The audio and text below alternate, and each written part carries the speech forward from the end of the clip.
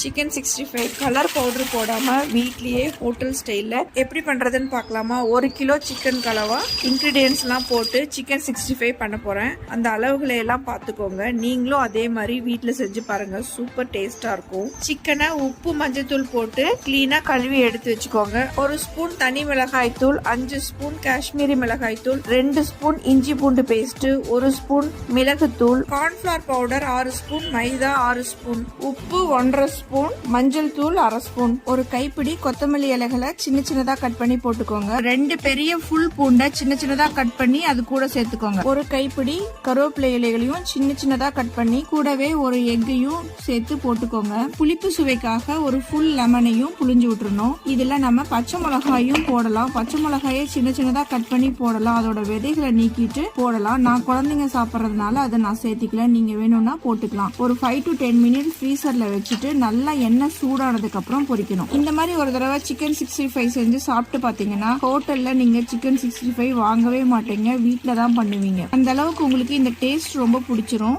இதே மாதிரி சிக்கன் 65 செஞ்சு சாப்பிட்டுட்டு யாருக்கெல்லாம் சிக்கன் 65 ரொம்ப பிடிக்குமோ அவங்களுக்கு இந்த ரீல்ஸை ஷேர் பண்ணுங்க, கமெண்ட் பண்ணுங்க, ஃபாலோ பண்ணுங்க.